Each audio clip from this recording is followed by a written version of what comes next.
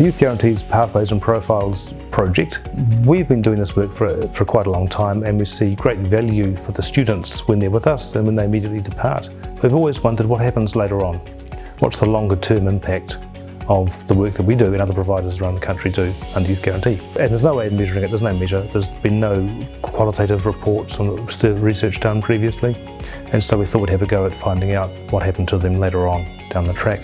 I think the research was really about fundamentally what we do each and every day, which is we work with young people, mainly disengaged young people from mainstream environments, to achieve academically what they haven't achieved at school. And so providers like ourselves, YMCA, Community College, Salvation Army, we're all working in that second chance area, and I was approached by Community College, by Doug Reid, to be part of a research project that would look at the longitudinal benefits of engaging with the YMCA type providers. So yeah, we're really excited to be part of that, because I think we know each and every day with our own settings that we make a significant difference. In saying that, I'm not sure that there has been a piece of research work that any of us can latch onto and really say, this is the difference we're making. It was really exciting for us to do a project and to work alongside a team who were keen to really get good quality data and also to really enable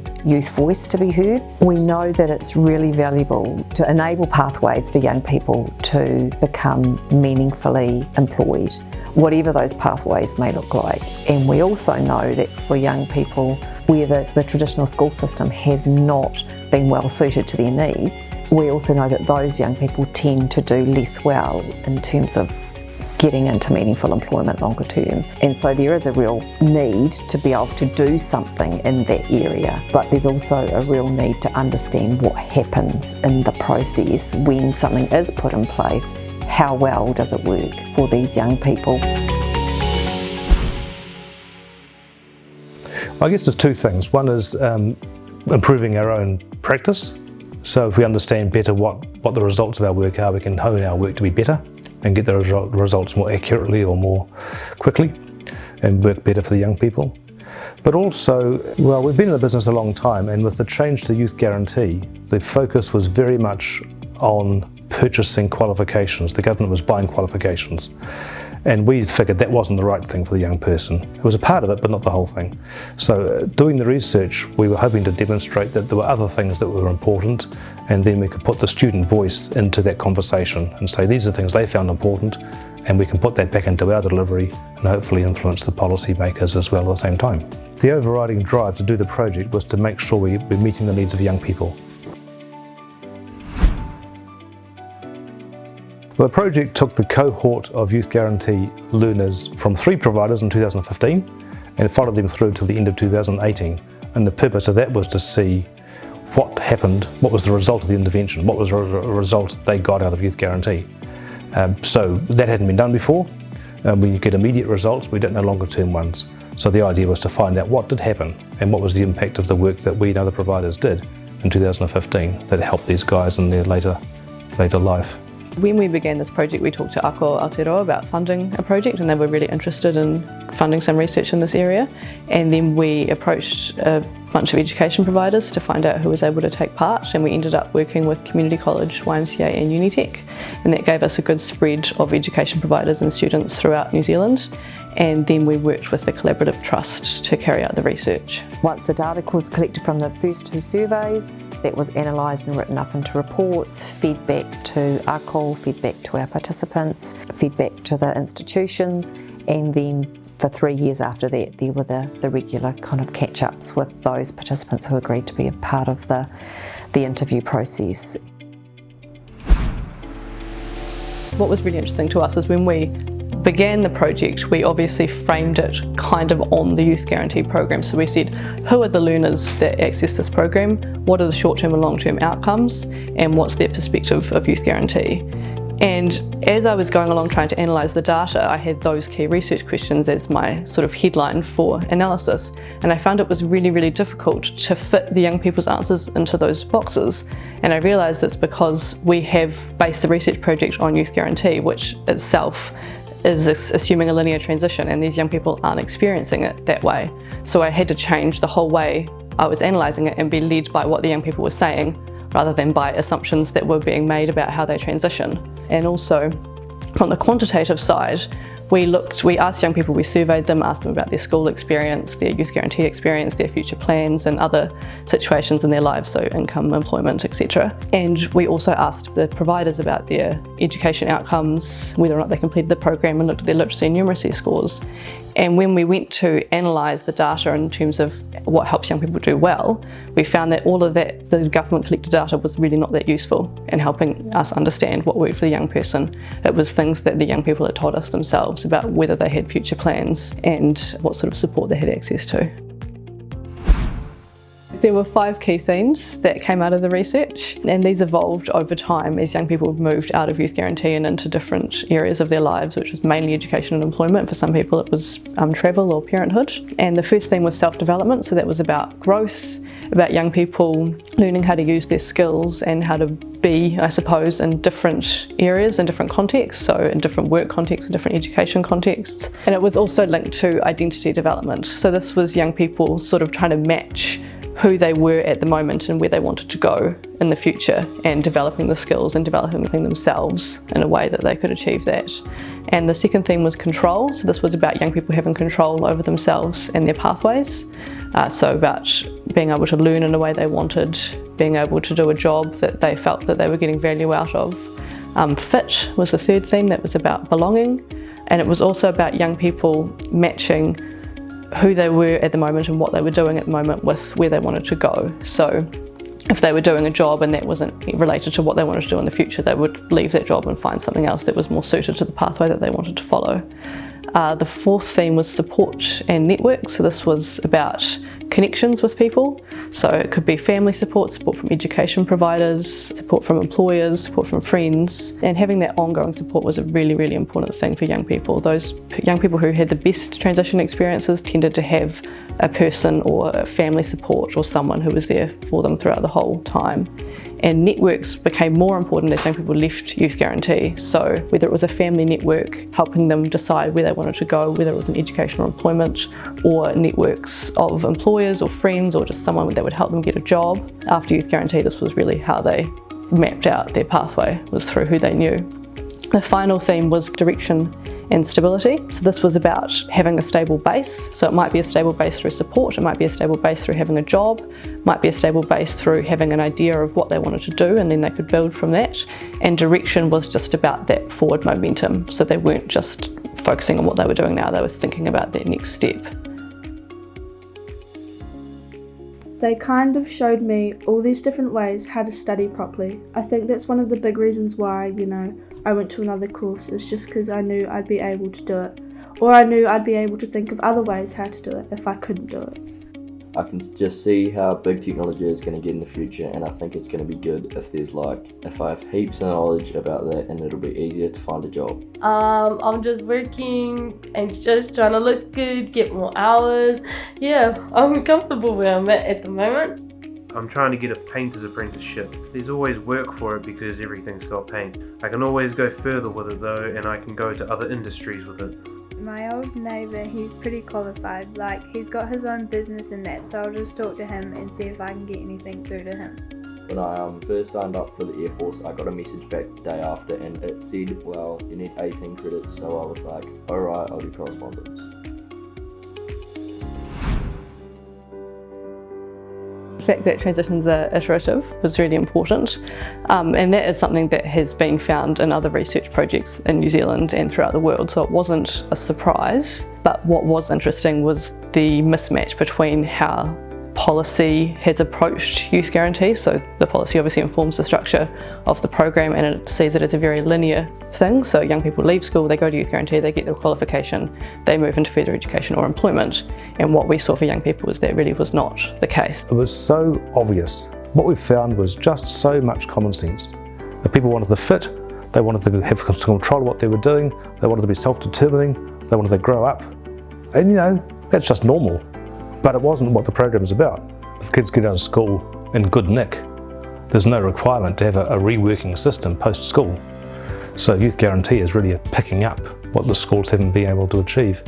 And that's not to do with what the schools can do, it's often to do with what the students state of their life is. They had a lot of other things going on in their lives, so other transitions, leaving home, getting into relationships, learning to drive, that sort of thing.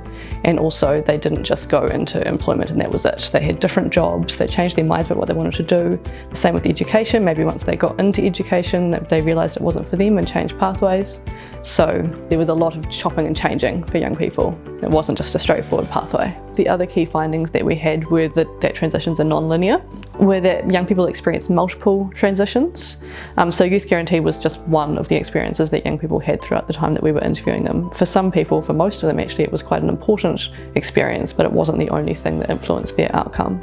Transitions were context dependent and were very complex, so you kind of couldn't separate the things that were happening in young people's lives. So what was working for one young person at a particular point in time might not work for that same young person at a different point in time, and it might not work for a different young person in that same situation. Identity development was really important as well. So while young people were going through these transitions, they were also figuring out who they are and who they wanted to be and where they fit in the world. So a lot of their choices throughout their transitions were linked to identity development. And the other thing that was really important was that skills were the most important thing that young people took away from Youth Guarantee. So the qualifications were the hook that got them in, because they did want to achieve and they wanted that qualification to show that they could do it. But looking at what they experienced throughout their transitions, it was the skills that helped them do well. So the people skills, communication, learning how to get along with other people, and then the technical skills that related to whatever job they were doing, so making coffee or IT skills and things like that. It's really important to understand that Youth Guarantee isn't just this other group of learners that for whatever reason didn't achieve at school. Within Youth Guarantee there are also different cohorts of learners, and what I'm representing is a cohort of learner that is going to end up on a benefit for life, or in prison for life, or in a marginalised group within our community for life, unless providers the likes of us step up and support them to reach their full potential and give them the same self-belief and confidence that they also can achieve and be contributing citizens. And I think that's one of the things that policymakers need to think about, is that Youth Guarantee funding doesn't necessarily look the same if it's delivered at my local polytechnic as it does being delivered alongside a YMCA or a community college. The cohort of learner is significantly different, with significantly different barriers to learning. And that might be academic, it might be economic, it might be family background, whānau family, whatever that might be. Those young people have the potential to achieve if the right resources are put alongside them to achieve, and YMCA and community college are living proof of being able to get those young people to academically achieve. Our mainstream environment told those young people they would never achieve, and that is not okay in a country that believes in equal opportunity. And I think Youth Guarantee in our cohort of learner really gives those young people hope. And I don't know what value you put on hope, but I can tell you that at this point in time, the money being invested in that cohort of learner is insufficient to reap hope.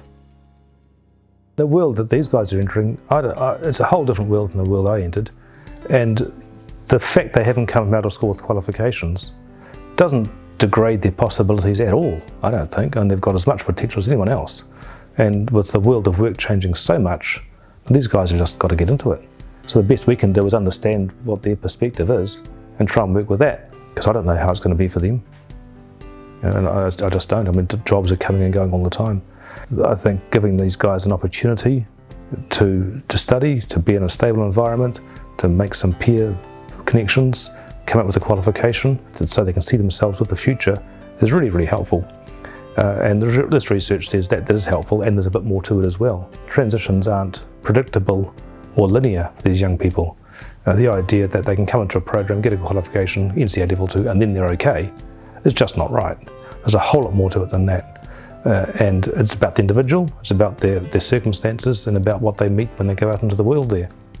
So having such a narrow focused program is really not the answer. If we can get the policymakers to look more deeply into this research, that might inform the way they structure future policy around these youth interventions. That'd be ideal. It's quite hard to get to those guys and to convince them of things, and partly it's because the structure they work within. They've got accountabilities and responsibility for expenditure and that kind of thing, and limited resources. But I really think that the Youth Guarantee could do a whole lot more if it was better directed. I think these programs are really important for young people. I just think that they do need to be a bit broader in terms of the amount of young people they reach and also what they measure. I mean, it's fine to measure qualifications, obviously that is an important thing, and from an accountability perspective you do need to know whether or not people are completing the course and what they're getting out of it, but there is a lot more going on for young people. It's about distance travelled, so it's about the person they were when they started and the person they were when they finished, and it's about what they personally got out of it. Whether it's learning how to have better relationships, learning how to be more confident, have more respect for themselves, learning, I guess, self-control, so being able to take responsibility for themselves. All of those are the things that are going to help them do well in the future. And if they have a qualification as well, that's a bonus. So what I really want to see out of it is that young people are able to succeed in their terms. This has been a really valuable project to be a part of for many reasons. I think the project as a whole is a really good illustration of a collaboration between a group of researchers and a group of Youth Guarantee providers, and what it is an illustration of is the desire for both groups to really understand and enhance practice. And I think that that's something to be learnt from as well in terms of bringing together those sets of expertise to really allow a voice to be heard. But it's also just been an amazing project for me personally, and for us as an organisation to learn more about youth guarantees and the value of it, hearing the voices of young people and hearing their experiences from a grassroots level about what works for them, what we're doing well and how we could do better. And that's gold. You know, that information is gold from young people themselves. That's what we need to hear, and that's what we need to respond to. They know what works for them, and we need to be able to work alongside that.